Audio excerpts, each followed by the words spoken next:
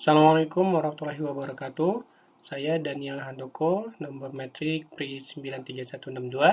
Di sini saya akan membentangkan tajuk saya mengenai pengurusan television keagamaan dalam perspektif ekonomi politik komunikasi. Penyiaran agama menjadi salah satu topik penting dalam hubungan kemasyarakatan, apalagi pasca reformasi 98.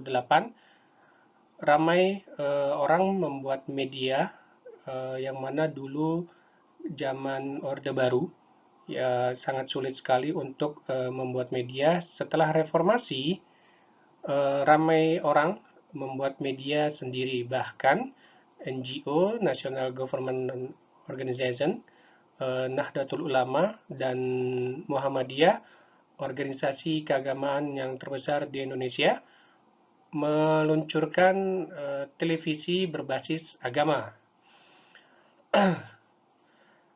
Penelitian kajian yang dibuat oleh Abelman, Rahmani, Age Zulkifli, Petrov, Rofiel, Said Hamzah, Bakti, dan Syarif.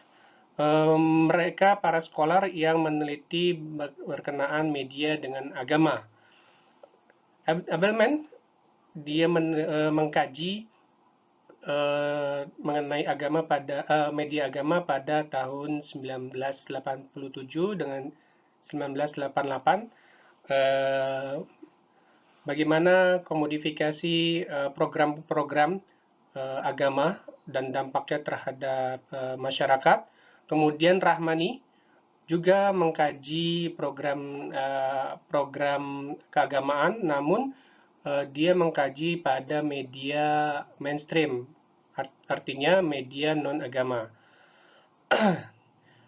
Zulkifli mengkaji mengenai fikih broadcasting. Petrov dia mengkaji mengenai komunikasi agama dalam penyiaran television. Menurut Moskow, kajian ekonomi politik mengkaji hubungan sosial, khasnya hubungan kuasa yang membentuk jalinan antara pengeluaran, pengedaran, dan penggunaan sumber daya komunikasi. Ini yang menjadi dasar teori saya mengkaji penyiaran agama yang ditubuhkan, yang diurus oleh Muhammadiyah dengan NU. Dalam kajian ini, saya akan melihat dari dalam internal media seperti apa dikelola. Ya. Nah, dari kajian terdahulu kita lihat bagaimana proses komodifikasi maklumat berlangsung dan bagaimana dominasi organisasi atas television keagamaan. Dan disinilah yang ingin saya kaji.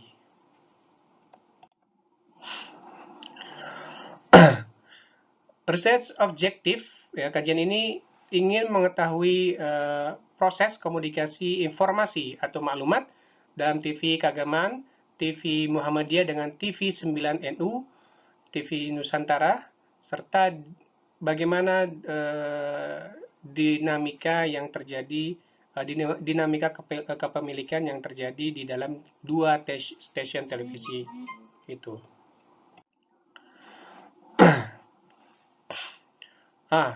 Location, saya mengambil TV Muhammadiyah dengan TV 9 Nusantara. TV Muhammadiyah ada di dekat Jakarta, kemudian TV 9 Nusantara berada di Surabaya, Jawa Timur. Saya juga mencari informan, alhamdulillah, dan sudah didapatkan dari TV Muhammadiyah, Profesor Dadang Kahmat dari MPI Muhammadiyah, yaitu Majelis Pustaka dan Ilmu. Kemudian Edikus Cahyanto, pengasas, kemudian Briliantono sebagai pengarah, Makrun Sanjaya, Ihsan sebagai jurnalis, Wahab pengasas dan editor. Kemudian dari TV9 Nusantara ada Hakim Jaili, Presiden Director atau Founder, Sururi, pengarah atau Director, Purnawa, jurnalis, Syifa, jurnalis, Huda, Chief Editor. Nah, result ternyata industri televisi di Indonesia masih dikuasai oleh MNC Group, Media Group, Transmedia, dan ini media-media mainstream. Kemudian dari TV agama ada Roja TV, MUI TV, UFIT, DMI TV, TV9, dan TVMU. Kalau kita lihat perkembangan TV sekarang di Indonesia, ya sudah private broadcasting sudah mencapai 692 stasiun, ya, dan di dalamnya terdapat media-media berbasis agama.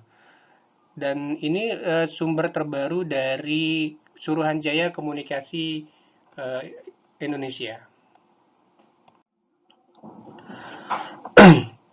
Dan pertama dari TV Muhammadiyah. TV Muhammadiyah ditubuhkan pada sekitar 2013-2014. Ya, ini merupakan realisasi dari Muktamar Muhammadiyah tahun 98-99.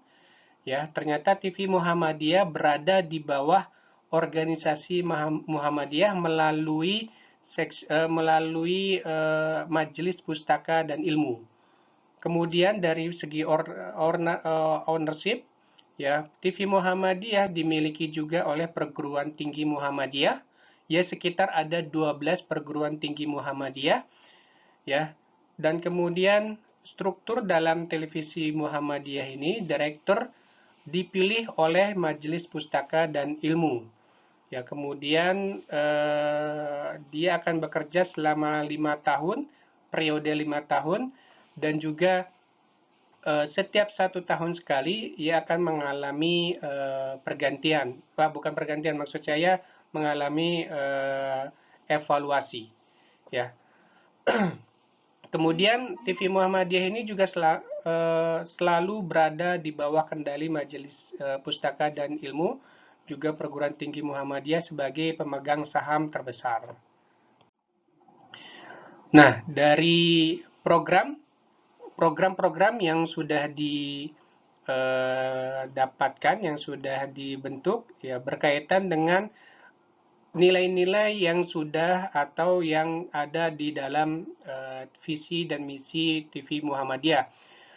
Visi dan misi ini diturunkan langsung dari organisasi Muhammadiyah yang mengambil tema yang cukup menarik, yaitu reformasi dan modernisme Islam.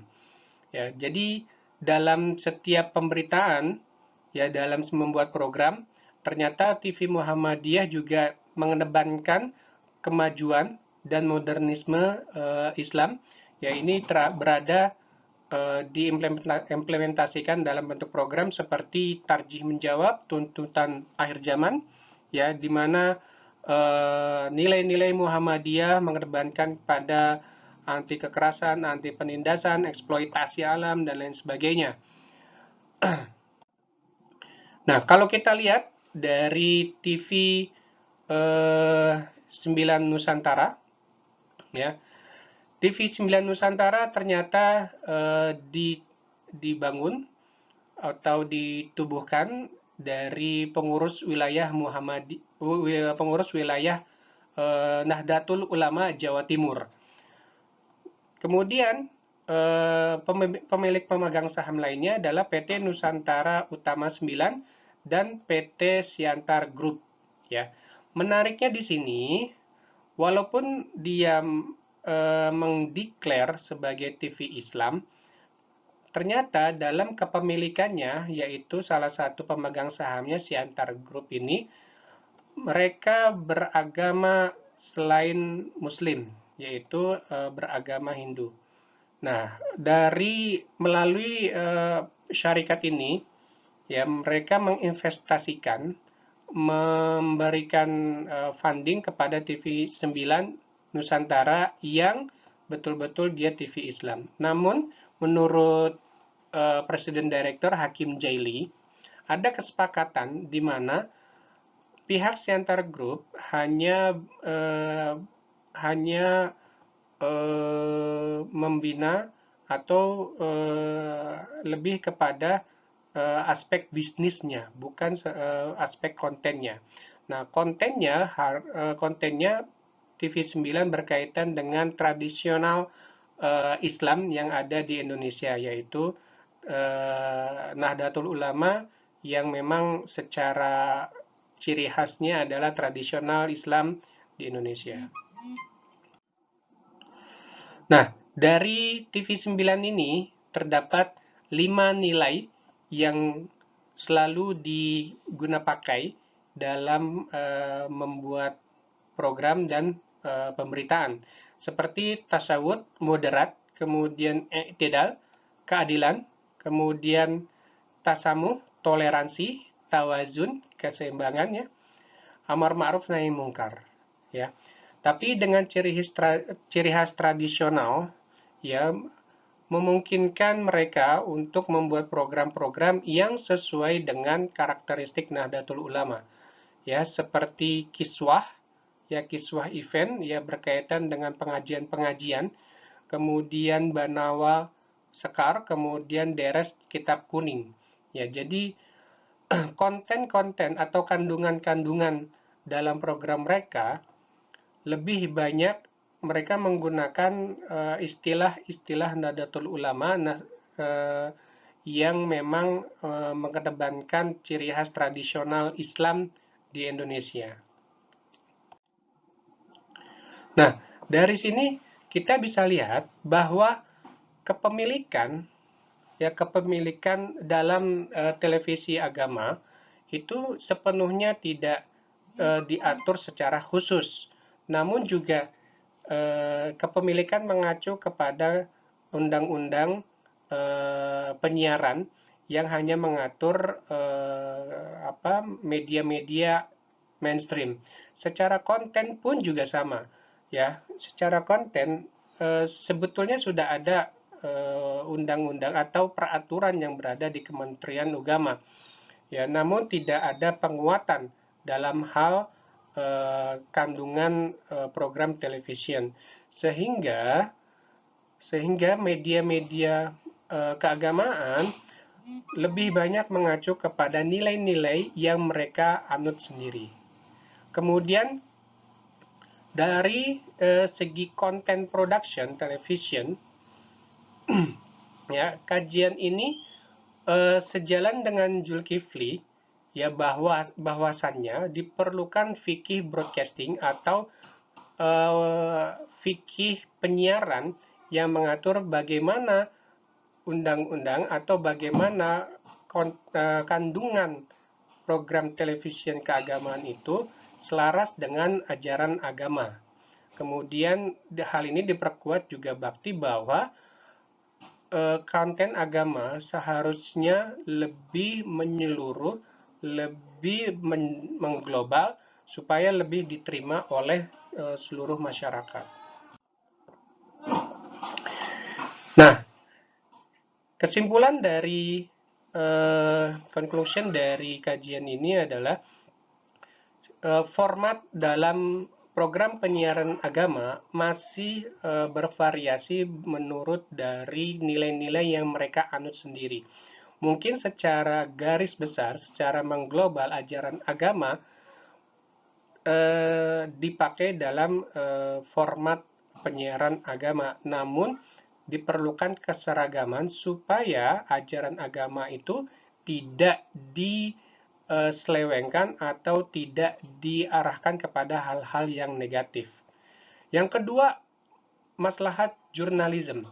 Dari konten-konten agama, selayaknya memunculkan maslahat jurnalisme, bagaimana terminologi maslahat ini bisa menyatukan masyarakat melalui konten-konten agama yang sudah dibentuk dan sudah disepakati berkaitan dengan fikih broadcasting, ya. Penelitian terkait televisi agama banyak tertumpu pada program televisi agama, banyak memberikan televisi agama banyak memberikan kontribusi positif pada kerukunan umat beragama khususnya di Indonesia. Namun, peraturan mengenai penyiaran keagamaan masih belum lengkap dan perlu dikuat-kuasakan melalui kesepakatan atau mufakat antara ulama mengenai fikih jurnalisme atau maslahat jurnalisme. Demikian yang saya presentasikan. Terima kasih. Assalamualaikum warahmatullahi wabarakatuh.